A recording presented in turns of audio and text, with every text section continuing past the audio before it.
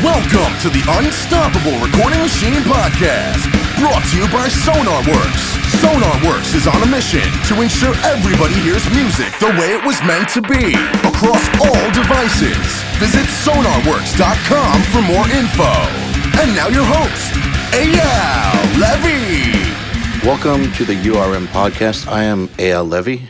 And I just want to tell you that this show is brought to you by URM Academy, the world's best education for rock and metal producers. Every month on Nail the Mix, we bring you one of the world's best producers to mix a song from scratch from artists like Lamb of God, Meshuggah, Periphery, A Day to Remember, Bring Me the Horizon, Opeth, many, many more. And we give you the raw multi-track so you can mix along. You also get access to MixLab, our collection of bite-sized mixing tutorials, and Portfolio Builder, which are pro-quality multi-tracks that are cleared for use in your portfolio. You can find out more at nailthemix.com. Before we get into the show, I want to tell you about a brand new product we just launched, the Complete Beginner's Guide to Recording Rock and Metal. It's a short, 2-hour course hosted by Ryan Fluff Bruce, where he walks you through every single step of the process for recording a complete song from scratch in a simple home studio. If you've been thinking about getting into recording but you weren't sure where to start, this is for you. He gives you a list of exactly which gear that we suggest you get, shows you how to set it all up, then gives you a step-by-step guide to record a guitar, bass, and vocals, and programming MIDI drums. Everything you need to record an awesome, high-quality demo with no more than a few $100s worth of gear. And just to make sure you have absolutely everything you need, the course includes copies of ToneForge Menace and Gain Reduction by Joey Sturgis Tones, and a virtual drum plugin from DrumForge. That's over $200 in software included with the course, so it's pretty much a no-brainer.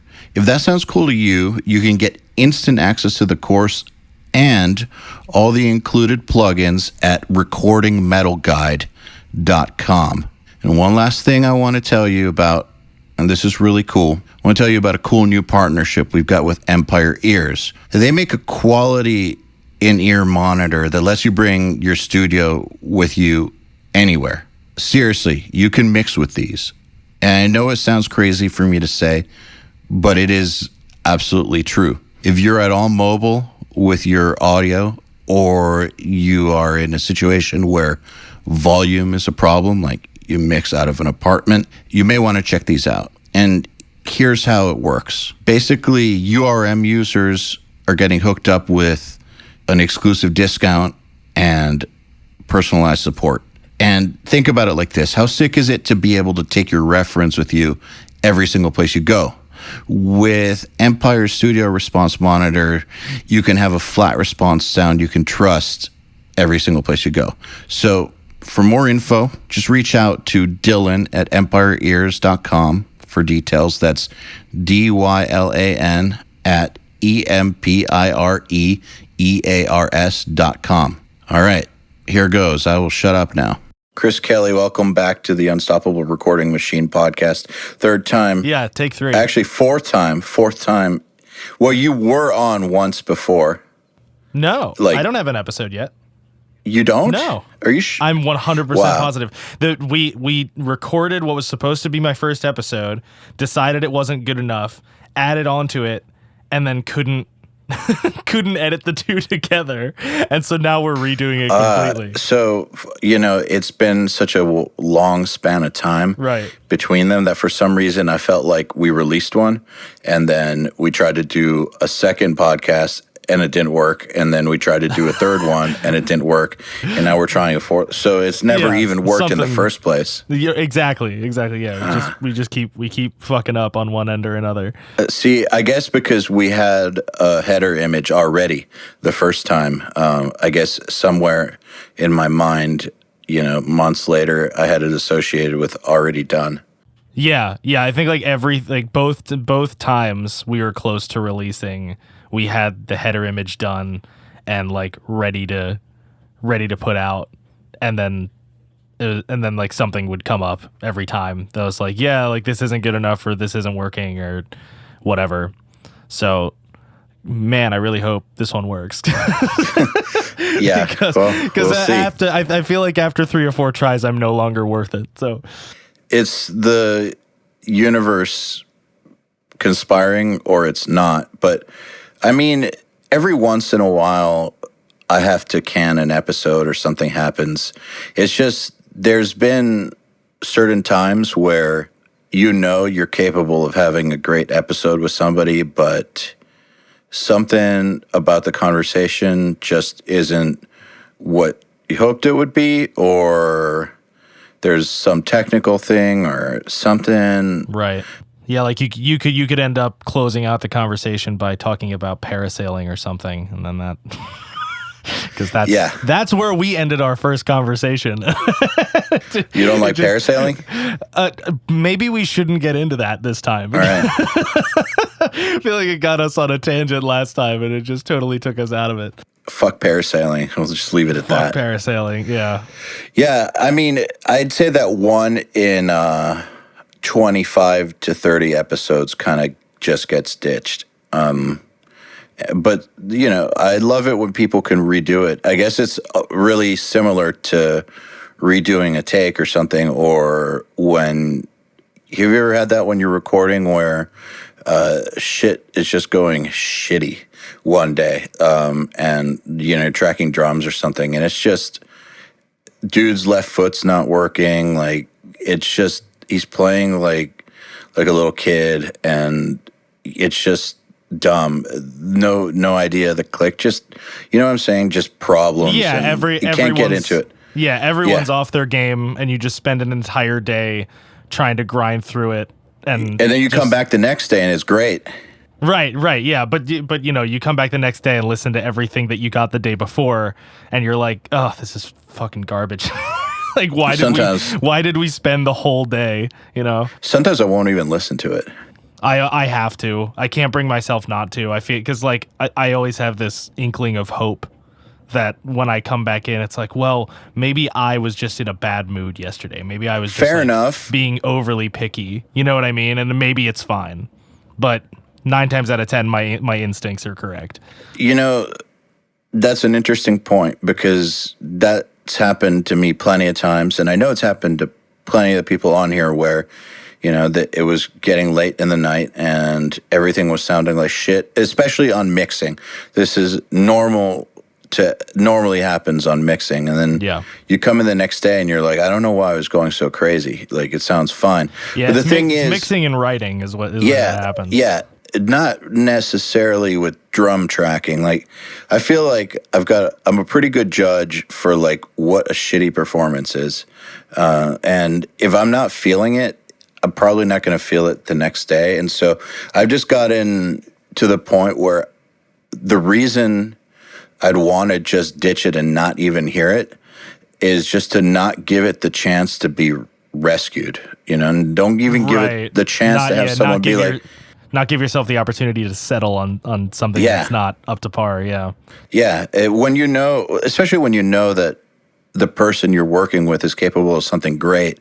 I feel like sometimes if you're working with great people, their bad days, are so much better than most people's best days that you can come back and be like, it wasn't that bad, some editing, et cetera, et cetera. But if it could be a lot better, I just say, fuck it. And I try to not give myself the chance to psych myself into going with something worse. Then it doesn't always work out that way, but that's at least the goal. Yeah, I mean, so if it's in the case that you're talking about where that the performer is sick, then at that point you can say, I'm not even going to listen to the take from yesterday. Just throw it out, because that you're going to get something good out of them. But sometimes dudes just suck. Sometimes. Yeah. So in those cases, keep the takes from the day before. Do more takes today. I mean, in some ways, keep all the takes. Right. But when I say I get rid of them, I don't actually mean get rid of them forever. I just mean get rid of them as in don't open them back up and start from scratch. Like, I've very rarely actually delete anything. I'm so much more like absolute with my choices on that. It's like, if I don't like it, it's just like I don't put things. Well, with drums, I'll put things onto playlists. or I'll like save them into a folder or something like that so that I can hear everything later. But with everything like guitar tracking, vocal tracking, anything, like if I'm like, yeah, this isn't good enough, or no, I don't want it to sound like this, like it's just delete, gone, clear unused audio. So okay, I guess I need to clarify.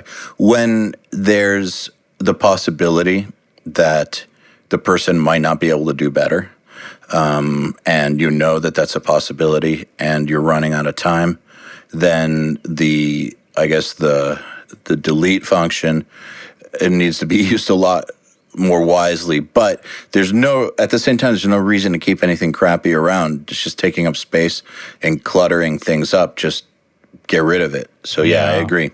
Yeah, I mean, I've had to, especially with drummers, like I've had records where just take after take after take after take, and it's like there's always the one part that they keep fucking up. Like sometimes like somebody will do a take and then one section will be messed up, and so you think, well, if I do another take, they're not going to fuck that section up both times, right? Like, but it's the same thing every single time. So I'll have drummers where they come in, they don't do anything right, and I keep going, and then eventually I'm just like, all right, you know what? Just give me like 10 good hits on each drum, and then I just program the drums and and I layer in the samples from them hitting the drums just so that they can say that there's a natural sound in there. I'm very quick to, with a drummer that's not worth it, especially, I'm very quick to give up on that, because it's not worth anybody's time or money to try to force a dude who can't play the parts to keep trying. Like, oh, maybe he'll get it after 6 hours of trying and not be exhausted and even worse than no when he got way here. Yeah, no way. So the thing is, where I think that people screw this up or just need to think about it a little bit more logically is that, yes, as a producer, you are supposed to pull the best performances out of people. That is 100% true. However, as a producer, you're also supposed to understand what they're capable of. And the only way to understand what someone is capable of is to understand kind of what they're not capable of. And I mean, there might be some gray area. People can impress you, but there's an outer edge to that gray area typically. So if the reason that a drummer's not doing a good job is that they just don't know the parts that well, okay, a few hours of learning the parts with a great drummer and you could be in really good shape. But if the reason the drummer's not doing a very good job is because he sucks and his technique's not there, well, next, right, in my opinion. Yeah, I mean, sort of elaborating on, what your job as the producer is. It's your, like, well, okay, especially in the instance of a band and or drummer that sucks. It's not only your job to be able to recognize what somebody is or is not capable of, but it's your job to make everything sound good, because that client is likely not going to be able to differentiate between this sounds like shit because we sound like shit and this sounds like shit because you're a bad producer, right? So very true. So it's something that you're putting your name on, especially when you're starting out. I'm by no means a household name even remotely. So, it's very important. You are in my house. Oh, well, that's nice. I appreciate that. But yeah, it's very important for me to make sure that anything that I put my name on sounds as good as I can possibly make it sound. And so there's, I guess, a bit more of a burden that comes with that, because that usually leads to a lot more frequent, difficult conversations, because until you're at a level where people are just banging down your door to work with you, you're just kind of taking what you can get. And so when you have a client that's not totally up to snuff, again, they don't understand that something sounds bad because they sound bad. They think it's your fault. And so you have to have that conversation and try to navigate that headspace of saying, like, no, dude, it's because you can't play. You know what I mean? Like, you have to try to get that across without alienating the client or losing their business, Sometimes. I'm not sure I agree with you 100% of the time. Here's why. If they can't differentiate between them sucking or you sucking as an engineer, what's to say that giving them a logical explanation will bridge that gap? I mean, we're not always talking about logical people. So True, yeah. Sometimes they might just get mad at you and still think you suck. So I think that at the end of the day, what actually matters most, kind of what you said, is what it sounds like. And so I think you just got to do what you got to do. Yeah, that's fair. You can't blame the bands. And I think back to high school, my band recorded at a studio, okay? We went to a studio. I saved up for it out of some money I worked for over a summer. Nobody else in the band paid. I mean, it was only $250 total, but still, at like 14 and 15, that was a lot. And so we went in, and I was a guitar player, and we had another guitar player. And when it came time for him to record his parts, it was just, man, this is one of my clearest memories from back then. He couldn't fucking do it. Just songs that we had practiced and he was fine with. He was just falling apart in the studio. And, this was on tape. There was no way to really edit it. We didn't have budget, knowledge, or anything like that. It was this guy's turn to go, and the going was not going good. And, everyone was in the room, and they were kind of like laughing behind his back, and he could hear them. And it was traumatizing him until he left. And then the engineer turned around, or the producer, whatever you want to call him, and was like, "You want to try?" It's like, okay. So we knocked the whole thing out in like 2 hours. The next day, the guitar player came back, and I guess he recognized my playing because we sounded completely different. And he was seriously offended that we were best friends. Our friendship never recovered. We were best friends, that inseparable, high school type of best friends. It ended the fuck out of that. And I guess the thing that to this day I take was that it was obvious that his parts sucked. There was no question about it. Everybody knew, including him, that his parts sucked. In addition to that, he didn't pay any money for the recording. So he had no say whatsoever. Right, so shut up. Right. So shut up. Yeah, exactly. But that doesn't matter. That's logical, right? So you would think that if you fuck up that bad to where someone's giving you a ride and you can't do what you were supposed to do and someone else does it, you might want to thank the other person for swooping in and saving the day. But that's not how emotions work. Right. And, I'm giving a logical explanation of how I think it should have gone if everyone just worked on pure logic. Right. But they don't.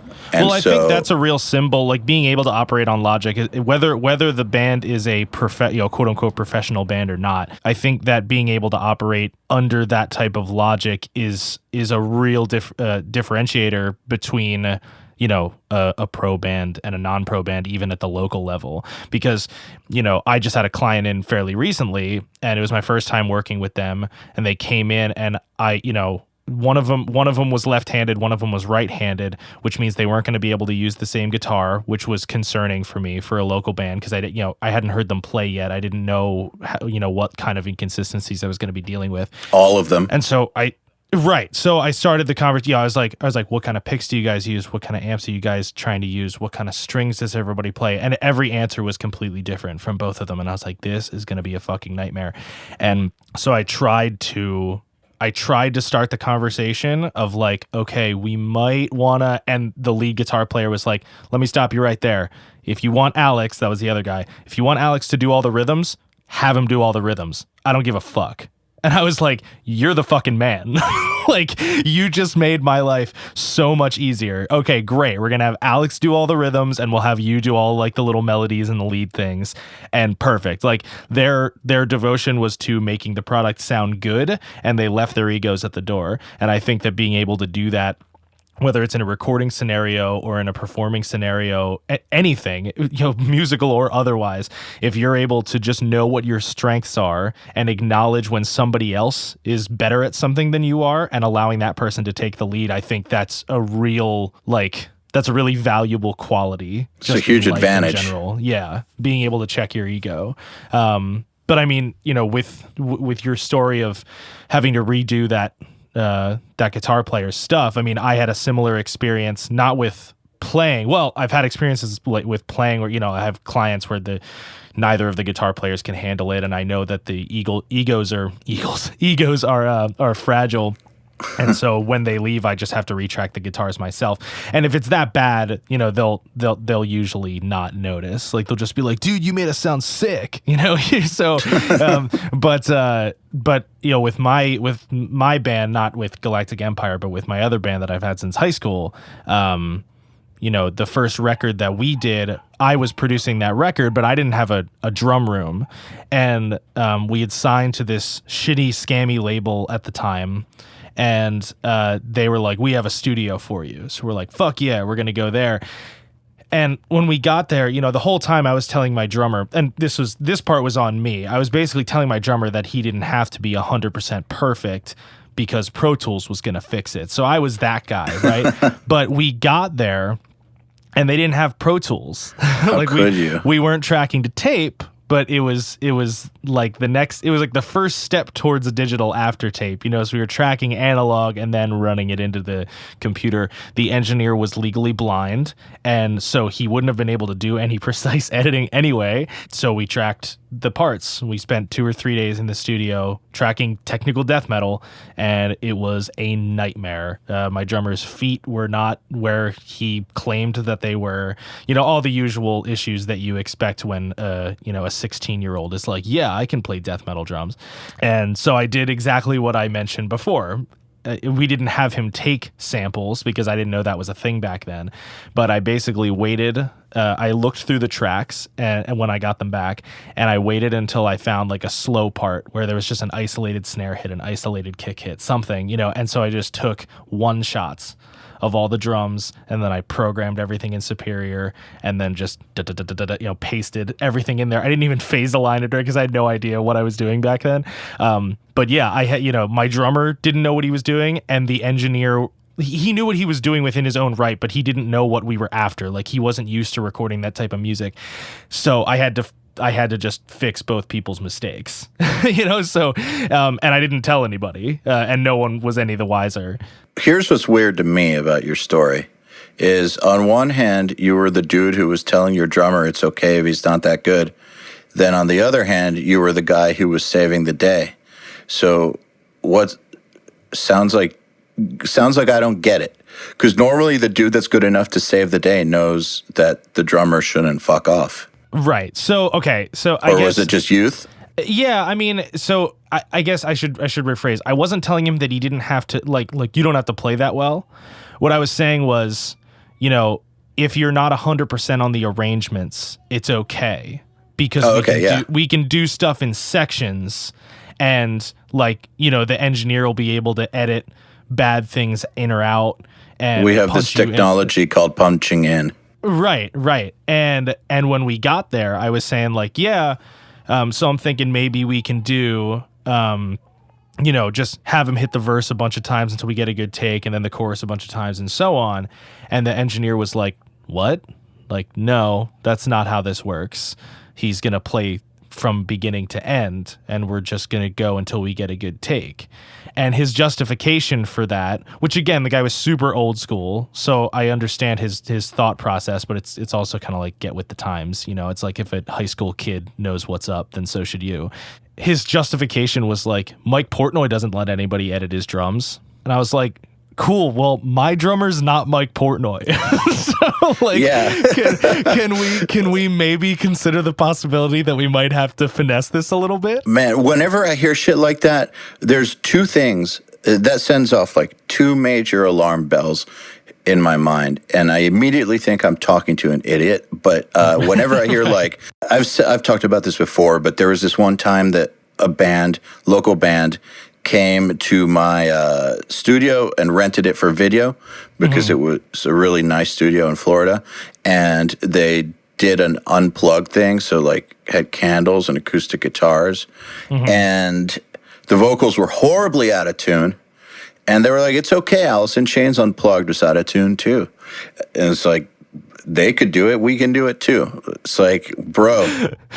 You're so delusional right now. So anyways, when people say that kind of stuff, number one, it's like, how do you know that Mike Portnoy doesn't get his drums edited? Were you there? Or did you just read that in some article? Or did some guy that doesn't know Mike Portnoy tell you because he knows some guy that doesn't know Mike Portnoy that told him? Or, Like, I mean, in the absolute best case scenario, in that this dude's 100% correct, he's well informed, and Mike Portnoy has never had a single hit of any of his drums edited. well, it's Mike fucking Portnoy. Exactly. Like, yeah, the dude, like, at the time he was still in Dream Theater, so it's like, yeah, that dude's been in Dream Theater for like 25 fucking years. Like, he's really good. My guy is 17. Like, there's gotta be some room for error here. And also, like, for what it's worth, I'm not going to say the parts were harder, because they weren't. At the time, they weren't nearly as like progressive kind of stuff that Portnoy would do. But the double bass was certainly, at least the goal for what the double bass parts were supposed to be was a lot faster. It was a lot closer to like Behemoth than anything that Mike Portnoy does. Like, Mike Portnoy never triggered his kicks, So I mean, it's just comments like that. I mean, like you said, they make you feel like you're immediately talking to someone who doesn't know anything, because it's like, either you don't have any idea what you're talking about, or you're so out of touch that it's no longer worth it for me to be working with you. Or both. Right. Or both. And I think that lots of the people who have been on Nail the Mix and on this podcast actually started their studios because of experiences working with guys like that. So any guy out there, girl too, who has that attitude towards your clients, you are creating your competition. Right. Straight up. Yeah, and I'm fairly certain, I could be wrong, but I'm fairly certain that studio's out of business now. If they're not, it's just the dude recording his friends. You know what I mean? Because it was kind of like a hole in the wall in Philly. I can't imagine it was it was something that was costing him a whole lot of money.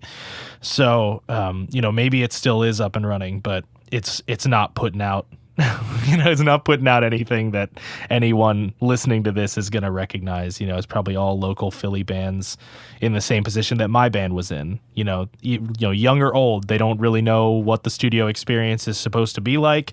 They know that this guy has a studio. They see that there's a console in the picture, and they're like, that's where we need to go, I also think that people will be like, well, Kurt Ballou does shit raw. Right. What the fuck? He's always done shit raw. And it's like, well, are you the guitar player from a legendary band who became a producer? Yeah. Or are you working with Nails? Is that the record you're going to record raw? The Nails record? Or are you Kurt Ballou? It's just recording something raw doesn't just mean that that's the end product, like on either end. Like, it's, first of all, like, are you that good of a performer, or is the engineer that good of an engineer? Because, like, I could tell you right now, you put me in Kurt Ballou's studio, like, I can figure out how to get everything plugged in, but I grew up in the digital age. If you're having me track a whole record analog, it's not going to sound as good as Kurt Ballou. Like, it's just not, so just making those broad kind of blanket statements is incredibly ridiculous and uninformed. I had when I was in college, so I was one of those people who went to college for audio engineering, because I didn't realize that having a degree in this field means jack shit. So you got the degree? I got the degree. Yeah, I got the degree. Good for you. It's a bachelor's in science, so it's a little bit better than a bachelor's in arts. It looks a little bit better on paper, but still equally as useless. But yeah, I mean, at the time, when the schools always tell you, like, oh, we have all these connections at all these great studios and all these great broadcast houses, and like, we'll find a place for you. Like, if you come here, you'll be set for life. And of course, none of that happened. Like, I found my own internship with Carson and Grant, which then ended up with me in Galactic Empire. So, like, I mean, technically that school did get me here, but they didn't do it. It was all me. But anyway, for my final project, I had to, they basically let us do whatever we want, based on anything that we had learned in the curriculum. And so I chose to record a band, because that's what I was trying to do. And it was a friend's band from high school, and they're kind of like this indie rock, sort of artsy fartsy kind of band. And the studio at the school was actually really nice. They had an SSL duality and all kinds of fancy outboard gear, and a room with variable acoustics and all kinds of shit. So it was a nice space, and so I brought them in there. But like, it was a nice space, but the room was not huge. It was probably I don't even know how to compare in terms of like square footage or whatever. Like it was a nice room, but it wasn't a huge room is what I'm getting at. And so we mic'd up the drums and I put like 2 or 3 room mics on it. And the guitar player was like, "We need more room mics." I was like, "Why?" Why? Yeah. And he said, "Well, because on that Nirvana album In Utero, I heard that there were like 30 That's awesome. I heard that there were like 30 room mics on the drums." And I said, "Okay, well, I don't know anything about the production of that record. I think 30 room mics sounds a bit excessive. That being said, if they were using 30 room mics, they probably were in a giant room that also had some kind of a loft and then an attic and then a hallway and then a stairwell. And they were it was Butch Vig. Right. Well, at that, I mean, I didn't know who Butch Vig at that time was, but even so, I was like, and it's Nirvana. Like whoever they have and whatever they have at their disposal is like absolute state of the art." Oh, wait. In Utero, I don't know if it was Butch Vig. Hang on. Butch Vig was Nevermind. Yeah. I think it was Steve Albini was In Utero. I think. Yeah. I think it doesn't. Point is, it doesn't matter. No, it is. It is Steve Albini. I just actually need to correct this before I get slayed. So right before the internet. Slain before I get slain. Yeah. Yeah. So Steve Albini. Yeah. So, but I was like, I didn't know who did it at the time, but I said, it's also Nirvana. Like the facilities and the people and like anything that they had at their disposal is the absolute best that you can get. Like, and they just like, money is not an object. Like you're getting this recording for free because I'm doing it for a project. And also, again, like that room was probably a huge room with a loft and an attic and a hallway and a stairwell and everything. And they put mics in all those different places just to make sure they got every ounce of reflection that they could possibly capture. We have one room. I don't even have 30 mics to set up, but if I did, they would all be capturing the same exact fucking thing.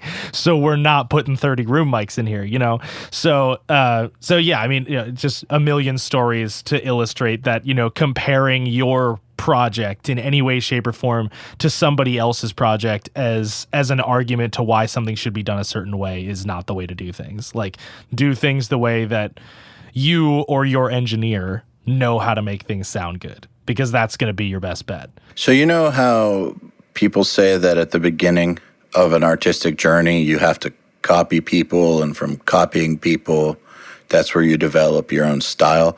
Lots of jazz musicians say that, photographers say that, artists say that. Like, or you can just copy people and stay that way and wear a Darth Vader costume like me. And yeah, true. No, but have you heard that saying that like you start by copying people and then eventually your style emerges? Yeah. Yeah, and I think that rings very, very true, especially. Yeah. So where's the line though between that and stop comparing yourself to other people? You're not Nirvana. You're not you're not Alice in Chains. You're not Mike Portnoy. Like get realistic. Yeah, I mean, I think it just comes from experience, because whether it was with writing or mixing, for me, I started out that exact same way. Like when I was writing, I was trying to be Lamb of God or Dream Theater or, whatever band I was into at the time. And when I was mixing, I was trying to be Nolly or Taylor Larson. I mean, those are more modern, examples. I grew up on stuff like As I Lay Dying and whatever. So, I know that Colin Richardson mixed a bunch of those records and stuff. So I was always trying to achieve whatever sound those guys were putting out, Andy Sneap, whatever. And, but I think the more that there's always going to be that bug that's like, I have to make it sound like that guy's. If I can make it sound as good as that guy's, then I'm golden, right? So you're always going to be chasing that, or at least for a while. But then you're never going to get there. You're never going to make it sound like their stuff because you're not them. But after a while, you're going to start realizing that, like, okay, like on this record, I was really into Nolly's stuff. So I was trying to make my stuff sound like Nolly's. And on this record, I was really into Colin Richardson's stuff, and I was trying to make myself sound like Colin Richardson. But both of these mixes sound pretty similar, right? And I think that's where you start picking up on what your style actually is. And then that's when you start developing, your kind of go-to tricks or your go-to plugins or whatever, any of the technique that comes along with that. I think you just have to eventually realize that, like, I tried to sound like all these different people and it just ended up sounding like me every time. And that's when you finally learn to embrace it, because that's what happened with music for me too. Not with Galactic Empire, because we don't write any of that stuff. But with my other band, again, it was Lamb of God, Dream Theater, The Faceless for a while. You know, like as our tastes progressed, so did my attempts to sound like those people that I was listening to. And what eventually emerged was something that, at least in my opinion, is unique in its own right. So I think it's just a matter of like trying, failing, and then realizing that something good actually did come out of those failures, because you finally have found your identity. How long did that take before you realized that? With writing, just the first time you ever realized it, ever, like elapsed time? I mean, I get, like, 'cause it was different for, you know, I've been writing music longer than I've been mixing it. So for writing, like with my other band, was probably, you know, 6 or 8 years, something like that. Like basically when we were writing our second record, and I started realizing that, you know, if I tried to write a Lamb of God riff, it just sounded like an Illustrium riff, you know? So it was probably about 6 or 8 years of doing that. And then with mixing, I think it was a little bit quicker, because I think I hit my stride with that, in a shorter period of time than I did with writing or playing. So, you know, that was probably 3 or 4 years, but it still took some time, you know, like I started out just kind of doing whatever I could figure out how to do. It wasn't until later in my production career that I was into the whole like emulating people thing. But now, you know, now if you go on my website, like my stuff all sounds different depending on the client. But if you listen to the different like death metal examples that are on my website, like the snare sound, the kick sound, like things sound pretty similar. And I think that was what really made me understand that it's like, okay, like I actually have a sound that's and tendencies. Yeah, I have tendencies. I have a style that's starting to show itself here. And instead of fighting that, because I think that's also an instinct that might come up, right? Like it's not what you were going for at the time, but it keeps coming out of you, and you're like, why? Like, I want it to sound like this. Why does it keep sounding like this? And I think eventually... Well, it's the same reason that when you buy new gear, it doesn't really change the way your mixes sound. Right. It's the same exact thing. That's your style is all the good stuff and the bad stuff. And so, you know, if you have a tendency to mix things a little too thin or a little too harsh, that's your style at that point in time. Right. And so no matter how warm the analog EQ that you bought is, you're going to dial it to where it sounds harsh, because that's your style. That's and what your ear is looking for, yeah. For some reason. Maybe because it's not developed enough, maybe because you hear things weird, maybe because you just haven't refined your tastes or hearing yet, whatever it might be. But I feel like what you're talking about is the exact... I mean, it has a different meaning, I guess, when you're talking about the style you're going for, but I think it actually technically is probably the exact same thing as, you know, you wanted it to sound like Colin Richardson, but sounded like you. You wanted it to sound like Nolly, but it sounded like you. You wanted your mixes to get warmer by buying this EQ, but they sound just as harsh as ever because it's you. Yeah. Yeah. I mean, your ear, especially, like, I don't think a lot of people, like, I think they don't realize how powerful your ears are. And I don't mean that from a listening standpoint. Like, I don't mean your ability to pick out, like, oh, that's 4K. You know what I mean? Like, as in they control every single decision you make. Yeah. It's not just, you know, I think people, when they're training their ears or they're hearing people say, you know, it's the ear, not the gear, I think they're approaching that from like, okay, these people have refined their ability to hear certain things. And this end of it is true, by the way, but this is sort of where it ends for a lot of people, is they've refined their hearing abilities to be able to pick out certain things. And so they've managed to bring what is in their heads into their speakers, right, or out of their cabinet or whatever. Like they know how to manipulate sound to a point where it sounds like what they want it to sound like.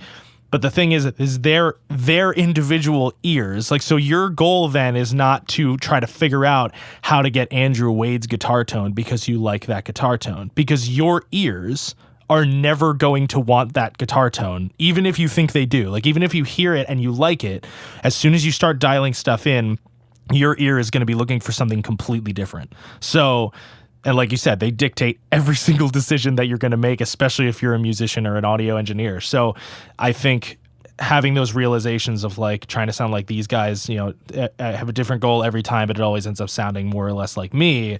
That's when you have to, like, it's on you then to make that decision to embrace, everything, like you said, the good and the bad, because that's the only way that you're going to solidify an identity for yourself. And it's better that way, I think, because it's like Totally better. if I had succeeded in making myself sound like Nolly, like I would basically just be budget Nolly, like, hey, you want your stuff to sound like Nolly, but you don't want to pay like 20 grand for a mix or whatever he charges, like, all right, come to me, which immediately like narrows your niche, So if you can just embrace what your brain just naturally makes you do, then, I think people will find their way to you, because that's why a band goes to a producer, is because they're like, we like the way your stuff sounds. We want you to make us sound like that. Hey, everybody. If you're enjoying this podcast, then you should know that it's brought to you by URM Academy. URM Academy's mission is to create the next generation of audio professionals by giving them the inspiration and information to hone their craft and build a career doing what they love.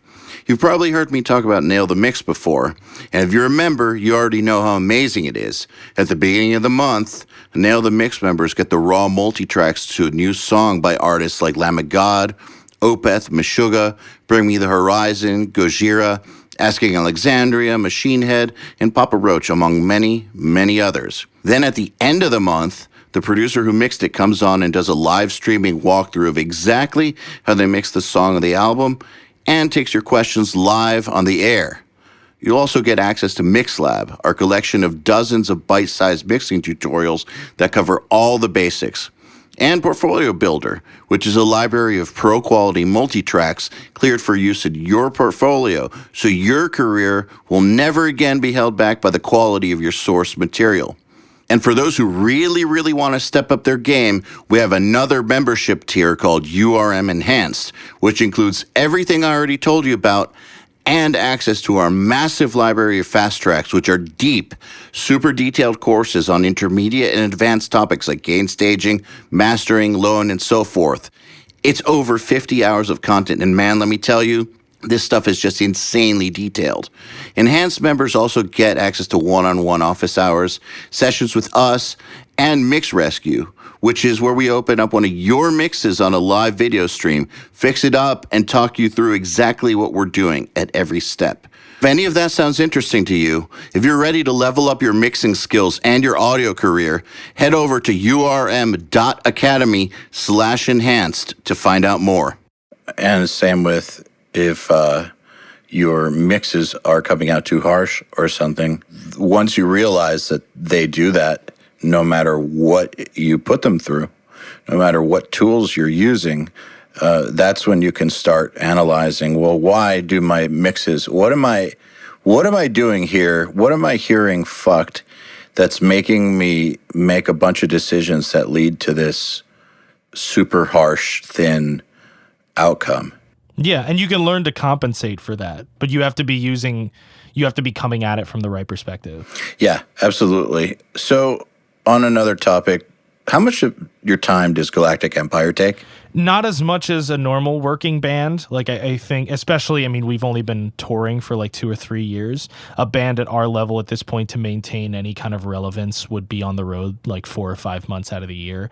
We're in, some of us are in our, like I'm in my late 20s, Grant and Carson are in their mid 30s. Like some of us have kids, we have jobs and houses and things like that. So we can't, like, we're not about the grind life, So, we might do, the longest we'll be away usually is about a month for Galactic Empire. We'll do a month in the States, 2 weeks in Europe. We did a week in Japan last year. But I mean more from the preparation standpoint, because... Oh, that's almost zero now. Oh, really? Wow, because that Yeah. stuff is seriously, difficult sounding, at least. Yeah, it's definitely hard. It's demanding musically.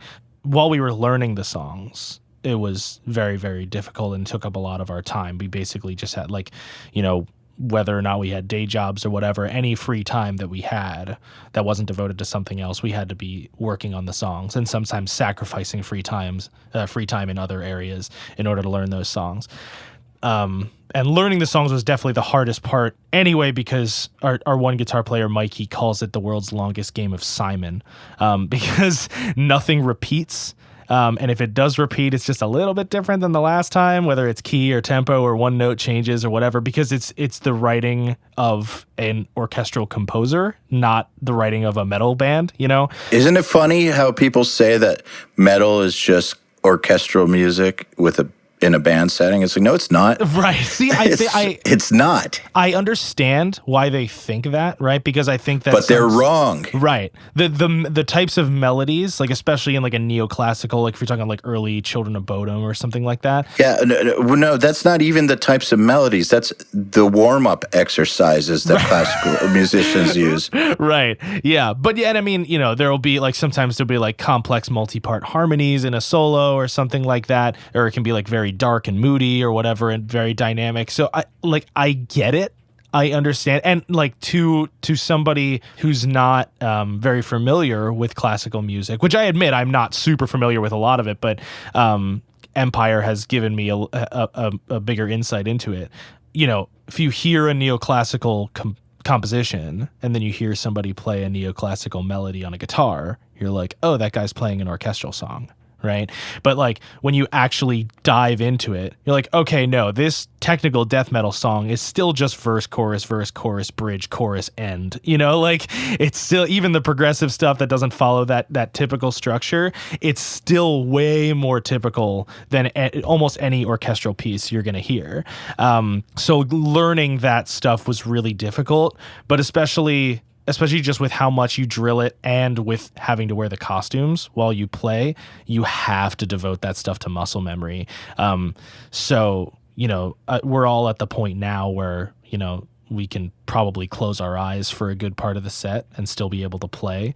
Probably not perfectly. Like I'm not trying to toot my own horn here. I mess up plenty of times, but yeah. So now it's so just baked into our psyche, our collective psyche. What went into learning it? Just hours of like. Well, yeah, but what? Like, how did you go about learning it? Like, what did you do? Just in individual stems. So we recorded the first like 2 or 3 songs before we had any intention of making it a band. We were just gonna we made our one music video and maybe that'll be it. But we have these other 2 songs in case like the video gets some views and we want to do something with it. But the first video got 1 million hits in 8 hours, and then we were getting hit up by TV stations and stuff. So we were like, fuck, like we actually have to do this live. So Grant basically combed through the songs and figured out, okay, these are the melodies that your ear is always drawn to in terms of like what's carrying the song. So that'll be guitar 1. So he'll put those into guitar 1 stems, and then so on and so forth for guitar 2 and guitar 3. Bass is obviously just bass and drums is just drums. And then anything that doesn't get put into those stems just gets put into the backing tracks. So he was very helpful in that regard because he broke everything down and then just sent everyone the stems and, you know, Chris, CJ, Mike, and just named everything so that we knew like, okay, everything on this stem is my parts. And we learned it from there. It was just learning by ear, you know, just putting it into a Pro Tools session and playing it over and over and over again and learning it by ear until we had everything. How long did that take you, man? That stuff is really, really involved. I'd say the better part of like 5 or 6 months, probably, because the first music video came out in December of 2015, I think, whenever The Force Awakens came out, whenever Episode 7 was debuting, because the world was just foaming at the mouth for anything Star Wars. And, not anymore. Not anymore, right? So probably gonna have to jump ship sooner or later. But yeah, at the time, the world was just going crazy for Star Wars related things. So we put that out, but again, we didn't have any intention of making it a live thing. It was just going to be a music video for fun. And then when it took off, the original, the first thing that made us like, okay, we have to actually prepare for this was we got hit up by E Entertainment, and they were like, we want you to come play that song on our red carpet coverage in LA. And we were like, you don't understand. Like we don't know how to play this stuff. We don't have costumes. Like the costumes that we use in the videos are just impossible to exist in, let alone play an actual show. And so we had to re-record our individual parts, like based on the stems that were sent to us. We had to re-record our parts, leave all the mistakes in there, with the exception of Grant's drums were live, but the rest of us were just miming on TV, and we wore these like Sith robes because we didn't have our costumes yet, because we didn't know what to do. So it basically, we went from that point, we arranged the rest of the record, recorded it, and that was just me, Grant, and Carson that did that, because the other guys weren't super involved yet. And then, you know, in the meantime, we were getting the label stuff figured out.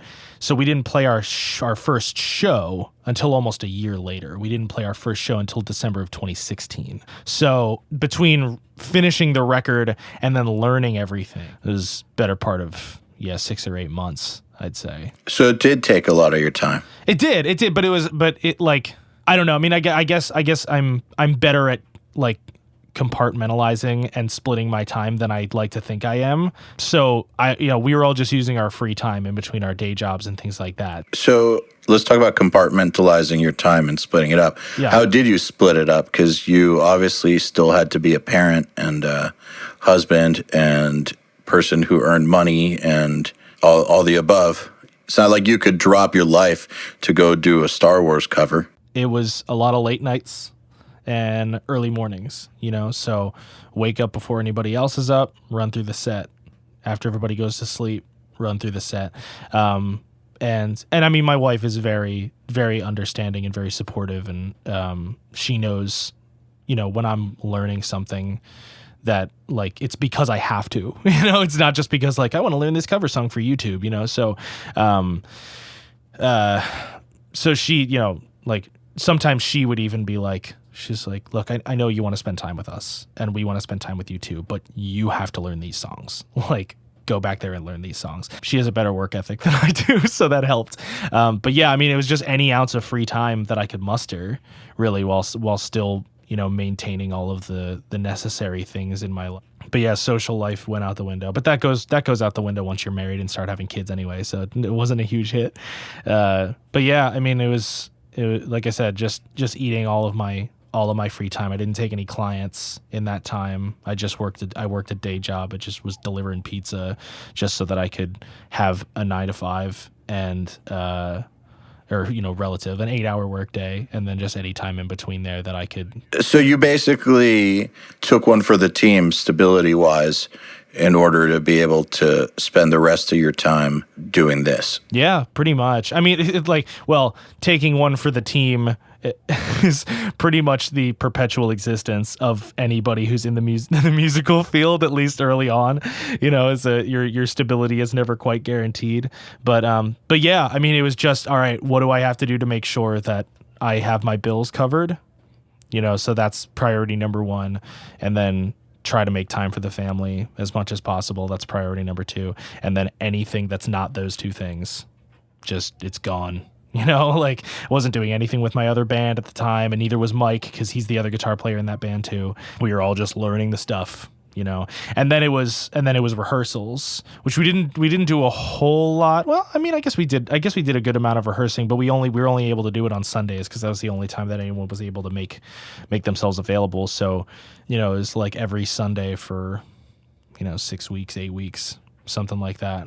So the actual practice, though, how did you divide that up? Like band rehearsals or? No, like you learning the shit. How did you divide? Song by song. Just playing it from start to finish, that's it? Yeah. I mean, so starting out, learn this bar. Okay, I got it down. Learn that bar. Okay, I got it down. Basically go until I'm no longer able to retain any new information. How long is that for you usually?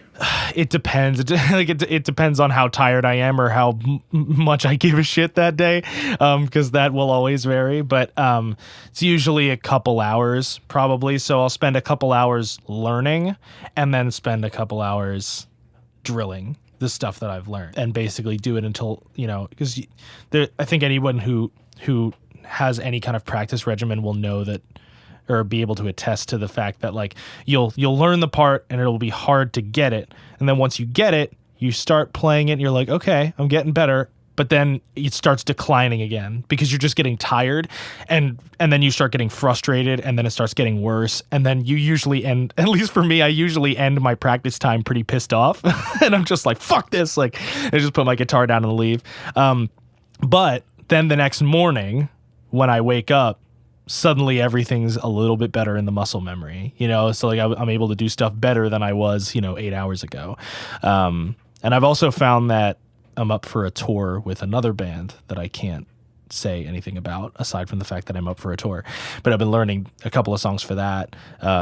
And I've noticed that if I don't practice in the morning, if I just wait until the evening, I'm worse in the evening. Like if I get the bullshit out of the way in the morning and get the frustration out of the way in the morning, then when I get there in the evening, everything is way easier to play. And it's almost like I warmed up 8 hours ahead of time, which is weird because usually like I totally used to notice the exact same thing that playing shows, for instance, even if I got an hour of playing in 8 hours before the show, I always played way better. And if I had a writing session or something that night or whatever, even if I had 30 minutes or 1 hour or that's it, and it was in the morning, and then the next thing happens at night, generally I was way better for it, always. Absolutely. Yeah, I mean, people always tell you that warming up is really important, but I think all of us make the assumption, especially if we're performers, that you have to warm up right before the show, right? So you'll spend 2 hours warming up and practicing your scales or your songs or whatever, and then you go on stage.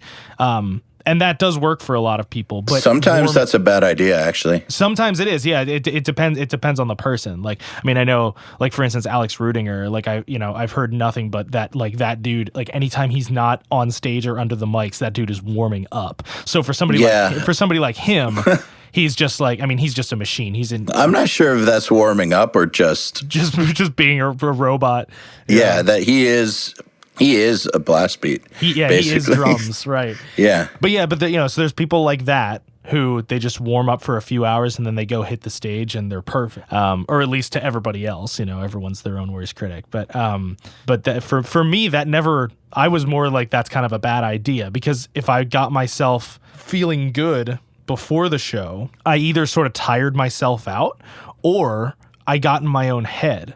Like, all right, we just ran through that. I mean, our whole system is direct. Like we just used Axe-FX's and we're all on in-ears and stuff. Like, so while all the openers are playing, we can be running through our set without anything going through the PA. And so like we'll do that sometimes, but that can sometimes almost be a detriment to me, because if I nail it in that pre-show warm-up, that was the time you nailed it for the night. Right. Then I'm in my head, and then when I'm out on stage, I'm like, oh, fuck, I hope I played as well as I did when I was warming up, and then I never do, So for me, yeah, it works better to warm up early in the morning. Like, have that be the first thing that you do. Like, wake up, pick up your guitar, practice whatever you need to practice for, like you said, even if it's a half an hour, 20 minutes, whatever amount of time you're able to allot for yourself. And then when you come back to it, it just feels that much more natural. It's a mental thing as much as it is a physical thing, I think. Yep. Did you ever do visualization? What I mean by that is that I was taught a technique by a violinist once, that she told me that to really, really learn a solo, you have to be able to play it with your fingers like on your forearm and imagine every single note. You need to be able to basically play it in your head without making mistakes. And that sounds easy, but if you actually try to do that from start to finish on something, you'll make mistakes in your mind. You think you won't, but you will. And she said that once you get that straight, you'll be fine when you're actually playing the instrument. Yeah, I think I don't know if I do it that quite that explicitly, but yeah, I mean, when I'm having trouble, like for instance, these songs that I'm having to learn for this new tour, some of the stuff is really fast, which is typically not something that I consider to be my forte, like, sustained fast picking or, fast lead stuff. Like most of the stuff that I do in Galactic Empire is the slower, more melodic lead stuff, because it's the melodies, the main thing that everyone's hearing. It's basically like the vocals of the band, so it's not quite as physically demanding. So this was sort of new ground for me, And there was more pressure to make sure that I got it right. So, if there were parts that I was struggling with, that visualization really came because, I would know where the notes were and I would know the order and the speed in which they needed to be executed, but I kept just tripping over myself. And I found that like things of like, okay, I have to make sure I land on this note. I have to make sure that there's, I can't even really explain it beyond what you said, but you picture the shape that your fingers have to make. And then when you do that, somehow it helps. It's like you said, it's this mental thing that will then aid the physical side of it. Yeah. So that's been helpful recently. And it's actually also really helpful on the production side of things, especially when programming drums. The one thing that I noticed early on when I started using things like Superior Drummer and stuff is that I need to learn to think like a drummer, even though I'm not a drummer. So if I'm programming a death metal part, I watch a bunch of Alex Rudinger videos and take notice to how he moves. And then like before I program a fill, I like air drum it, Give me an example of what you mean, like by what he moves. Like what kind of things are you looking for? Well, the way that he'll do fills, or if there's multiple cymbals involved, like you have to make sure that so if you're doing, a roll from the snare and then down 3 toms and then there's a cymbal hit, you have to make sure that you're hitting the right cymbal, right? Because you have to make sure that you're only hitting one, because you can't go brrr, psh, and hit both. You can't hit both of your crash cymbals. It's physically impossible. But also there's just a way that like, when he accents, like especially like Rudy or Matt Halpern or something, there's a way that those dudes accent certain things that can really help you if you're trying to make your program drums sound more realistic, because you can watch how they'll do things and you can see like, okay, there was a couple of ghost notes leading up to that big snare hit and they all got a little bit higher in velocity each time. So you can kind of get a feel for that. I'm air drumming here now. No one can see it, but I'm talking with my hands. But you can get a feel for how that guy moves and how he hits a certain drum and how that affects the next hit. I actually think that 75% of why programmed drums sound programmed is because they're programmed unlike the way a drummer would actually play. Or they're not being conscious of velocities. Yeah, well, that too. That's I guess that's the part that. Well, that's not entirely how he would play. That's also how the drum responds. But still, yeah, those things. But specifically about the programming, the parts themselves. If the parts themselves are totally realistic and what a drummer would do, that's already well over half the battle. Then the velocities get taken care of, and you're close. You're very, very close. Yeah. And I'll usually do a little bit of randomization in terms of position too, so I'll like sort of dequantize it or whatever you want to call it, offset everything a little bit. You just hit a little randomize button and it's like, 10%, 5%, whatever, depending on how loose you want everything to be. But then that ups the realism even more, because even a perfect drummer, if you slow the footage down to as slow as it can possibly go, you'll realize that the kick is not actually falling exactly where the crash does. You know what I mean? Like, because it's physically impossible to be that perfect. So, just having those little inconsistencies, it's not something that you can hear really, but like it's not something that you can hear and be like, oh yeah, the crash isn't hitting where the kick is, because it sounds like it is. But just having that little bit of an offset makes it feel that much more real. So yeah, that's definitely a good thing. Like if you're trying to learn to program drums, the first thing that you got to do is watch how a drummer plays. Because even if you're like, again, I keep using Rudy as an example, but if you watch a person enough, if you get to a part that just boom, ka, you can literally see in your brain how high he's bringing his hand up before he hits the snare. And that will determine the velocity at which you place that hit, or he'll do this thing like on blast beats. If he's using the ride cymbal, he'll be on the body of the ride, but then hit the bell intermittently. So it'll be like ding, ding, ding, like just little things like that instead of just ding, ding, ding, ding, on the bell of the ride. Like if you notice the little nuances of things like that, it really helps. And I can confirm, because I've worked on his drums a few times, as amazing as he is, and he is amazing, like he is unbelievable. I've heard tracking him is just like an absolute dream. Yeah. Oh yeah, it's a phenomenal experience. However, those tracks are not perfectly, metronomically to the grid. They're very human. They don't need to be very edited because they sound great. If anyone wants an example of what I'm talking about, Nail the Mix has a song by a band called Cognizance. It actually comes free with your subscription, so you can check out his drums that I recorded that have no edits on them, and you'll see that they sound amazing. They sound great, but they're not. It's not like they're perfectly robotic or anything. They don't need to be. Yeah, right. I think that's the one of the detriments of today's technology is that assumption, that like you'll just be able to make it sound like that, or that a perfect drummer, especially if you're programming drums, like a perfect drummer is 100% on the beat all of the time and hitting as hard as they can all of the time. That's not how it works. When someone says like use as much power as you can, you should, like, you want to hit the drums hard because that's what makes them sound good. That's what they're like, that's peak performance. But you have to know that, like, the reason that a drummer sounds good is because of the type of dynamics that they have. If Matt Halpern were just hitting everything at full blast all the time, it would sound absurd, and not in a good way. It's because he'll go ahead or behind the beat, or like let it drag a little bit, and he's super dynamic in his accents and things like that. Like it's things that are in some ways actually imperfections that are the reason that people like that have such an identity.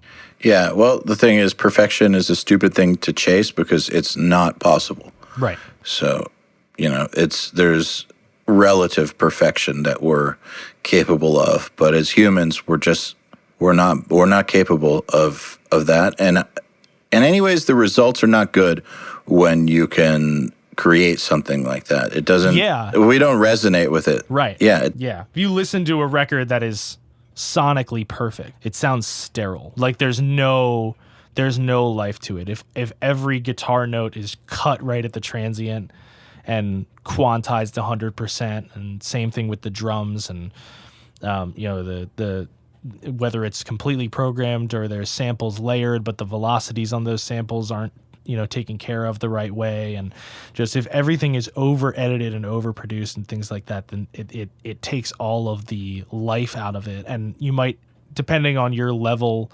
where you're at in terms of how you're, like, whether or not you're able to identify exactly what those problems are, you might not be able to understand what those problems are, but like you'll just understand that it's like, nah, I don't really like that band.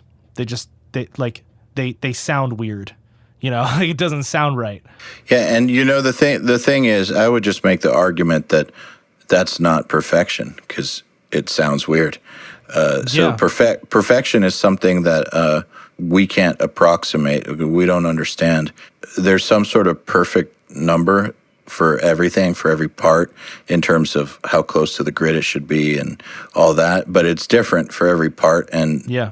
It's almost like trying to comprehend a math equation that's way out of our grasp. But having everything at 100% is not the solution. Right. It's something different, and we know that intuitively because when we hear things that are at 100%, they sound weird. Obviously, going too far the other way, it sounds shitty to us. So there's something in there that's different for every band, every song, every production that's perfect, but I don't think everything at 100% or 127 is actually perfect. I think that that's overshooting the mark. The thing is that you can only really get to that actual perfection by, I don't want to say luck, but by all of the elements coming together just right. Mm-hmm. Like the players are just right at the right time, where everyone was in the right mood, with the right engineer, with the right gear, where the electricity is right, and nobody's hungry. You know what I mean? Like all of these different things. Nobody's hungry. I like that. Yeah. Yeah, because that makes you play worse. Right. There's just so many different factors that go into it that I don't think you can't predict it. Right. Well, I mean, I guess one of the best examples of it, of sort of illustrating that your ear actually craves what would technically be considered imperfection, is harmonic distortion, right? The reason that a vintage mic sounds good to our ears is because of the levels of harmonic saturation that are inherent in that mic. That mic is distorting in a way that is pleasing to your ears. Same thing with a preamp, right? It's the reason why all of these, you get that anything on the Slate bundle and it's got a saturation button and you turn it on, you're like, I don't know why, but it sounds great now. It's because it's distorting, which is technically making the signal less pure, right? The way that something distorts, the way that something becomes imperfect somehow makes it more pleasing to your ears. I mean, to me, it makes it more perfect. Right. To me, pure and perfect are not the same thing. Right, exactly. Or if you listen to like a different, sort of other side of the spectrum example is if you listen to a choir, right? Everybody in one section of the choir is technically singing the same pitch, but they're not, right? Because it's like 12 humans trying to hit the same note, and they're all kind of feeding off of one another to make sure that they're in the right register, but not everyone's 100% perfect. There's some inconsistencies in there, but that's what makes it sound like there's 12 people singing that part, singing that one section of the choir. And then when you get the whole choir together, it amplifies, right? So if everyone were singing the exact same pitch, it would all just sound like one note. It's not just that. It's also the timbre of their voices and right. all that stuff. But still, yeah, if it was a good way to test this is if you have one person and you record them 12 times and then Melodyne or auto-tune the shit out of that note. Mm-hmm. Make sure that they sang it the same way every time. It's not going to sound like a choir. It just isn't. Right. It's going to sound kind of weird. Yeah, it's going to sound very weird, and sometimes it might phase, like the takes might phase one another out if you get it too perfect. Like those imperfections are what make things perfect. So it's a weird, but like, humans aren't perfect, so it should technically be natural that we crave imperfection in some form. So I think that what perfect is the feeling of just right. Mm-hmm. So an amount of something that's just right. Not too much, not too little. Too much, It's the Goldilocks principle. Yeah. We could coin that right now. It is, though. Yeah. It is 100%, in my opinion, it is. Because what's perfect about something that's so pure it makes us feel weird or feel nothing? How is that perfect? That's not perfect. That's shitty. Right. Perfect is something that makes people react in the desired way. So, you could take a Queen recording, for instance, like Bohemian Rhapsody or whatever, mm-hmm. some classic like that people, generation after generation after generation, love it. Like, don't just like it, love it. And maybe there's some pitch anomalies here and there and whatever. But how can anyone say it's not perfect? How could it not be? Right. How could it be more perfect? Yeah, it's interesting that you brought up the Melodyne thing, because, and I use Auto-Tune and Melodyne and things like that pretty regularly. But that being said, like when you compare it to a band like Queen or compare it to a band like Zeppelin, like you wonder, like when you get used to using a vocal tuning software so much, you start thinking like, man, like how fucking good, and this part's true, but it's like how fucking good did Robert Plant have to be to like actually sing like that and have really no good. No corrections, no whatever. And yeah, really, really good. But also the next time you listen to Zeppelin, if you try to remove your enjoyment from the experience for a minute and just be as critical as you possibly can about everything that you're listening to. Oh yeah. it's littered with mistakes, littered with them. Like there's parts like if he's singing two lines on the same melody, they're not in tune with each other. They're not ending at the same time because they didn't have vocal line back then and they didn't care. Jimmy Page, on a lot of songs will use one really shitty amp and record it 15 times, and the guitar sound will be this weird like amalgamation of all those different noises, and it's not something that you can recreate. It's not something that even really sounds good by itself, but in the context with everything else, it's that song that you then call perfect, right? So I think that we've been chasing that perfection for so long that we're just getting further and further away. And I mean, look, I record technical death metal most of the time. Like I record these bands that just want everything robotic and perfect. So I'm not saying that I'm some pioneer of like, I'm going to bring us back, you know, make make music great again. I'm not trying to do that. But just, you know, when you get really critical of those old classics that you just never bothered being critical of because they just made you feel a certain way, you figure it out that it's like, no, they were wrong, you know, like they made mistakes. I think that music's just fine and musicians are just fine nowadays. And there's lots of great stuff. And in 20 years, we'll have classics from now too. It's just too soon to call anything a classic because we're living in the time period. And every time period has its bad music. The thing is, you don't remember a lot of the bad music from older time periods. But just think, I don't know if you remember what local bands sounded like in the 90s with their demos, but holy shit. I was born in 92, so no, okay, I don't so remember. You don't. They recorded on tape, and, you know, with all that stuff that people fetishize over now, and they, in general, sounded like fucking shit. Horrible. Like, worse than the bad recordings you hear now of local bands. They were, man, those demos were just the most horrendous shit. But nobody remembers it because there's no record of it, right? Like, there's no internet, so all of it just got swallowed by the void, thank God. And I guess it's human nature too, but it makes people romanticize the past. Like, shit was a lot better. It's like, no, it wasn't. You just don't remember how bad it was because we don't have stuff constantly reminding us. Well, yeah, right. Shit, and I think it's there's definitely validity to that, and I think that, okay, for instance, like I said, like I was born in 92, right? So I don't have much memory, if any memory at all, of the 90s. You know, I remember a couple of days of second grade and stuff like right before it became 2000. You know, my memories are very limited. But like from that perspective, it would be way easier for me to look back at the 90s and see Nirvana, who's incredibly imperfect, by the way.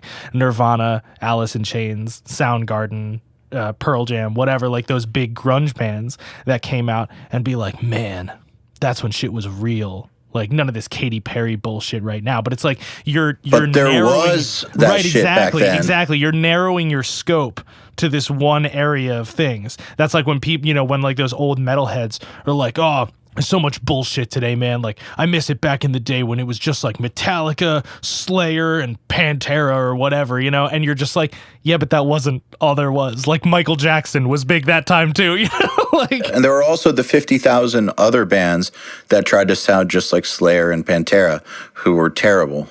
There were a bunch of those. Just no one heard them because there wasn't an internet, and so no one knew how saturated the market was with copycats. Yeah, but they were definitely out there, and they're forgetting that pop music was huge and that there was good pop and bad pop, just like now. Yeah. There was so much bad pop, and like with Michael Bolton being the best of it, you know, just think back. There was an era where Michael Bolton was big, or Michael fucking Bolton was big, and then he was the best of like that bad dentist office pop that was big in like the early 90s. I love that like, you term. That's amazing. Go to the dentist office and you hear songs like that, but worse. Yeah. All the time. It's like, so people say that, yeah, music's bad now. It's like, bro, you've got a short memory. It's always been bad. And it's always been great. Yeah, those people never watched VH1 Classic when that was. I don't even know if that's a channel anymore, but they used to play just a bunch of like old 80s music videos, but it was like 6 hours of like the White Lions and then one song from Motley Crue. You know what I mean? So it's like it was just full of just all of like the B, C, D level hair metal copycat bands, and then you'd get one song from a band that you actually knew and liked. So it's like that's the perfect example, especially in the hair metal era, is like everyone was trying to be everyone else. And I think that's really what started the mentality of like, oh, everyone's just trying to do the same thing. You know what I mean? But it's like, yeah, but then again, even if you keep it within metal, everyone was trying to do the same thing and be the same hair band and whatever. But then Metallica was like, fuck that. And now we have Metallica, you know? Like, so there's always heroes. That studio I talked about earlier that I went to, where I replaced the guitar player. Yep. So Guns N' Roses was a huge band at that time. It was like 93 or something. Mm-hmm. Guns N' Roses was like the biggest band on the face of the planet besides Metallica. Mm-hmm. And that guy was like, had that old guy complex of like, shit was better in my day. So what he would just always say was, man, they're just doing what the Rolling Stones did. And then I would hear people 15 years after that be like, Avenged Sevenfold just doing what Guns N' Roses did. What the fuck? It's people don't change. That's the thing. Yeah. They just think they're the first ones to discover anything because they weren't at the age of discovering things when earlier things happened, obviously, because they weren't born yet or they were little kids. But none of that stuff ever changes. I think people just romanticize the past. They think music was better at some point. It wasn't. Yeah, it seems like with every generation, people become more self-qualified to be critics of whatever form of media they're consuming and more outspoken about it. Like I saw there was like a satire article, or at least I think it was satire. If it wasn't, it'd be fucking hilarious. But there was an article that was like, Game of Thrones writers petition fans to write their own goddamn show if they're so smart, like, and it's just like everybody's so, like you said, like everyone's just so, it was better. It was better back then. It was better before this happened. It was better before that guy fucked it up with all of his whatever. You know what I mean? But then, people will look back on it years from now and be like, that was perfection, It wasn't. No. Anyone thinks shit was perfect back then, they should try to watch the Mission Impossible TV show. There was a TV show? Oh yeah, there was a TV show in the 60s, I believe, but then they rebooted it in the late 80s, a few years before Tom Cruise took it and ran with that ball so gloriously. It was not cool, but people thought it was really cool back then. Man, everything's a reboot. Everything. It's like everyone says, especially with movies now, everyone's like, "Oh, nothing original's coming out. It's all reboots." I think that, like, I had no idea Mission Impossible was a TV show, so it's like those movies are just playing off of that. They're just rebooting that. Found out that the version of Flash Gordon that Queen did their song for, that was a reboot of a show that came out like 20 years, or a movie or something that came out 20 years before that. So it's like it's the same shit's been happening forever.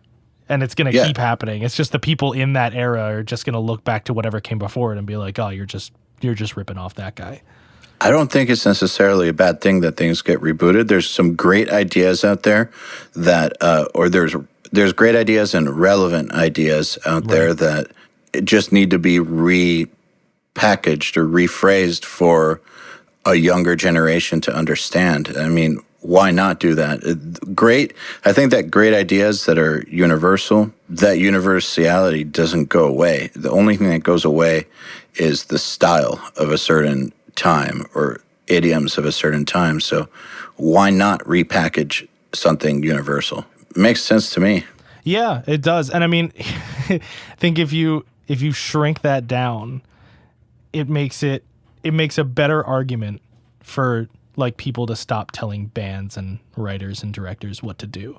Because like, if it's stupid, based on everything that we just talked about, if it, from that perspective, is stupid to romanticize the past being 20, 30, 40 years ago, then it's really stupid to romanticize 2 albums ago. Right? Yes, absolutely. If you're the type of dude that approaches like Misha at NAMM and is like, "You know what, dude, you guys haven't put anything good out since P1. Like, fuck you." You know what I mean? Like, just, what the fuck do you know, man? It's just don't be a Punisher. It's dumb. Stop telling everyone that they should have done what they did before. Like, that's not how anybody progresses. Even if what they just put out was shit.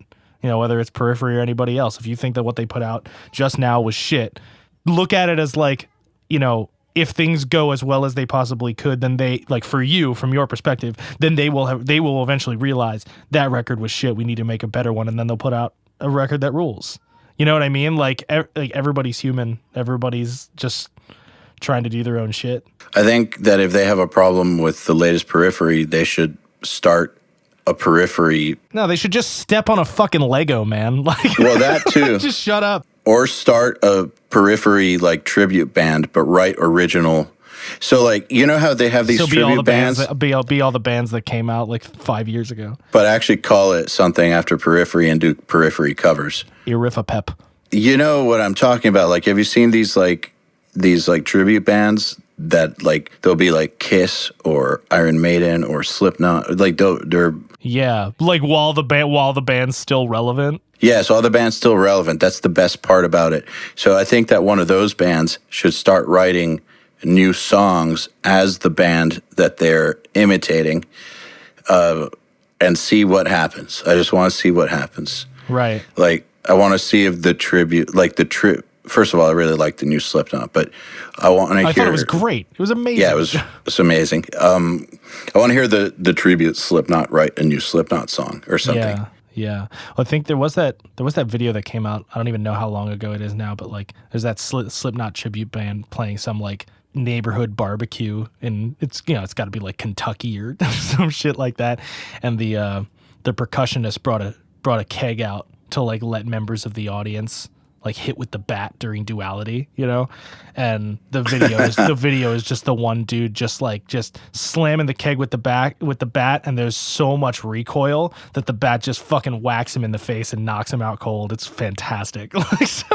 So if there's more videos like that come out from these bands, then I'm all for it. But who knows? Like maybe you're right. If you're the kid that's like everything that this band's doing sucks right now, do that tribute band and maybe you'll be like... Clone the band and write their next album. Yeah, clone the band, do it better, and then maybe you'll be hired as the singer for that band. If anyone's ever seen the movie Rockstar, I fucking loved that movie when I was a kid. But yeah, I think it's based on what happened with Judas Priest, but there's a dude who's in a tribute band for the band called Steel Dragon, that is currently the biggest band in the world, like the biggest heavy metal band in the world. And he and his friends are in a tribute band to this band, and they are so 100% locked into the letter, like within the purity of whatever that band was, that when the singer of Steel Dragon leaves, that this dude gets tapped as the singer of Steel Dragon, right? And then it's a whole progression from there. So who knows? Maybe you're right. Maybe Periphery sucks, and in 2 years your tribute band will get noticed, and then you will be the new Spencer Sotelo. You will be Periphery. Probably not.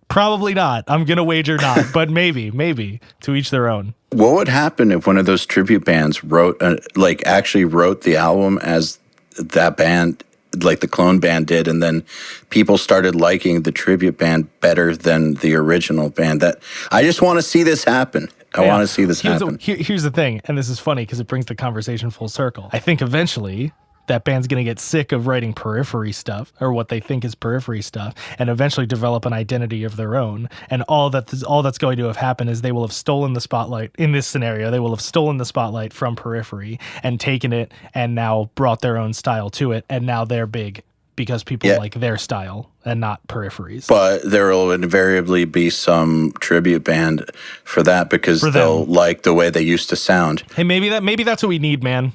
Maybe we just say, well, you know what? It's funny, like we're coming up with this ridiculous scenario, but it's sort of true. It's not that ridiculous. That's the thing. Not. These tribute bands, actually, some of them are running for like 20 or 30 years straight, and they're serious bands that like. And now they have their own identities now as a tribute band. Yeah, it's weird stuff. All right, dude.